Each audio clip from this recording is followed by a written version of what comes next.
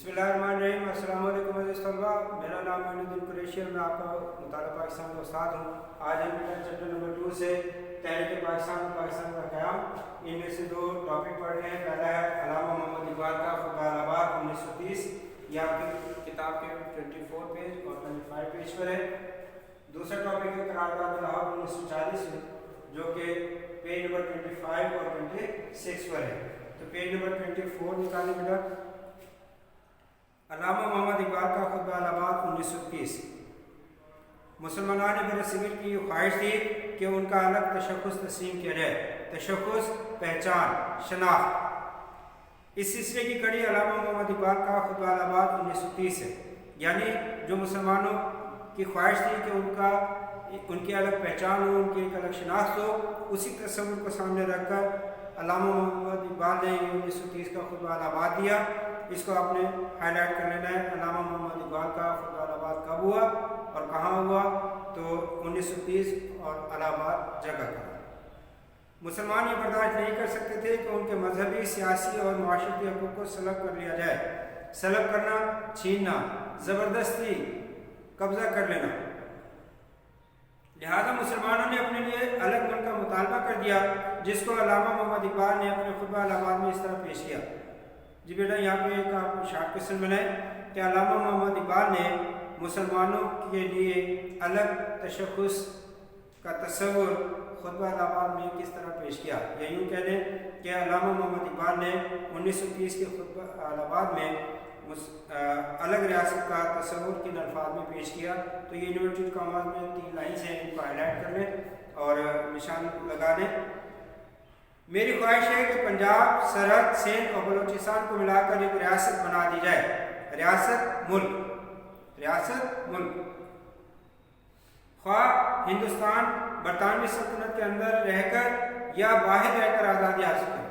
यानी ये दो बातें मेरा कि या तो बरतानवी सल्तनत जो है कि ज़ेर तसल्लुत रहकर हम आज़ाद रहें, या फिर हमें बिल्कुल आज़ादी कर दी जाए, यानी इनका भी हमसे कब्ज़ा उठा लिया जाए। मुझे शुमाल मगरबी मुस्लिम रियासत का क़याम कम अज़ कम शुमाल मगरबी इलाकों के मुसलमानों का मुकद्दर नज़र आता है। शुमाल मगरबी बेटा मुसलमान जो बरसगीर में रह रहे थे, तो अगर हम जोग्राफिया हवाले से देखें तो ये शुमाल मगरबी इलाका बनता है। यानी शुमाल से मगरब की तरफ जो इलाका बनेगा वो मुसलमानों के पास था, जहाँ पे मुसलमान अक्सरियत में थे। और ख़ास तौर पर ये इलाके पंजाब, सिंध, सरहद और बलूचिस्तान वगैरह ये शुमाल मगरबी इलाका कहलाता है। तो अल्लामा इकबाल ने इन अल्फाज में वाज़ेह तौर पर बता दिया कि मुझे इन इलाकों के मुसलमानों का जो अलग रियासत का तस्वुर है, या अलग रियासत जो है हमें नज़र आ रही है। और आप खुद देख लें बेटा कि 1930 में ये ख्वाब देखा गया, तस्वुर पेश किया गया, और 1947 में यानी 17 साल के बाद ही पाकिस्तान जो है मार्ज़ वजूद में आ गया। कायदे आज़म की ख्वाहिश थी कि मुसलमान बरसगीर में एक क़ुव्वत बनकर उभरे। अल्लामा इकबाल ने इस तस्वुर को आगे बढ़ाते हुए खुतबा-ए-आबाद में अलग रियासत का तस्वुर दिया। यानी जो कायदे आज़म की ख्वाहिश थी कि मुसलमान एक मजबूत क़ुव्वत बने, अल्लामा इकबाल ने बिल्कुल इसी तस्वुर को इन अल्फाज में पेश किया जो भी हमने ऊपर देखा। और 1933 में चौधरी रहमत अली ने अल्लामा मोहम्मद इकबाल के इस तस्वुर को पाकिस्तान का नाम दिया। यहाँ पे बेटा शॉर्ट क्वेश्चन और एमसीक्यू निशान लगा लें। पाकिस्तान का नाम कब और किसने तजवीज़ किया? तो जवाब आएगा 1933 में चौधरी रहमत अली ने, चौधरी रहमत अली और 1933। कायदे आज़म ने 1934 में मुस्लिम लीग की बागडोर संभाली। बागडोर संभालना, क़यादत करना या सदारत संभालना। तो एमसीक्यूज़ का निशान लगाएं। कायदे आज़म ने मुस्लिम लीग की बागडोर कब संभाली? 1934। और मुसलमानों के सियासी इस्तेहकाम के लिए इस जमात को मजबूत और फ़ाल बनाया। फ़ाल यानी एक्टिव, ठीक है। इस तरीके से बेटा ये एक टॉपिक था।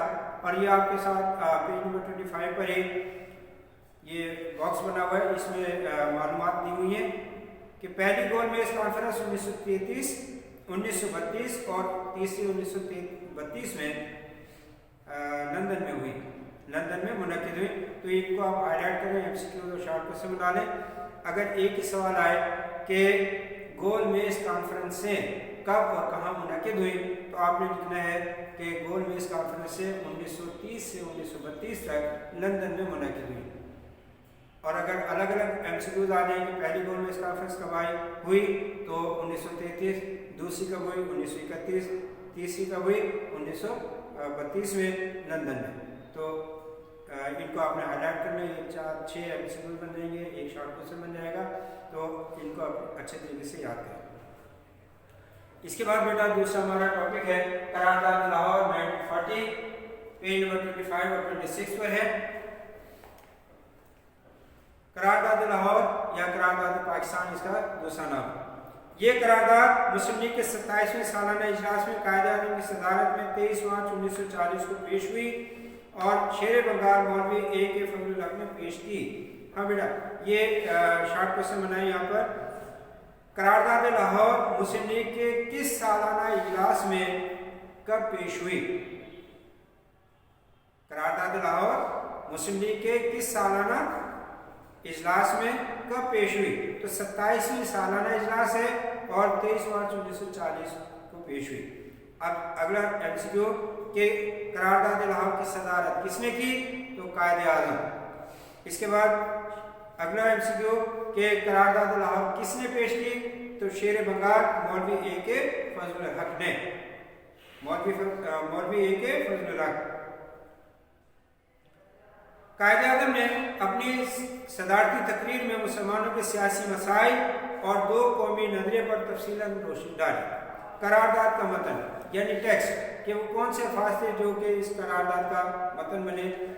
قرار پایا کہ آل انڈیا مسلم لیگ کی متفقہ رائے ہے، متفقہ اکٹھی یا کولیکٹیولی، کہ کوئی آئینی منصوبہ اس ملک میں قابل عمل اور مسلمانوں کے لیے قابل قبول نہیں ہوگا جب تک کہ مندرجہ ذیل اصولوں کی روشنی میں تیار نہ کیا جائے.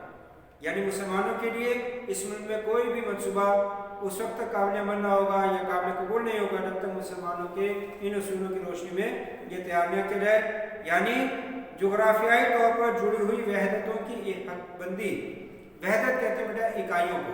اکائی یعنی پنجاب ایک الگ اکائی ہے، سندھ الگ اکائی ہے، سرحد بلوچستان یہ الگ الگ اکائیاں ہیں. ان کو اکٹھا کرنا کہ جغرافیائی طور پر جڑی ہوئی وحدتوں کی حد بندی ایسے خطوں میں کی جائے.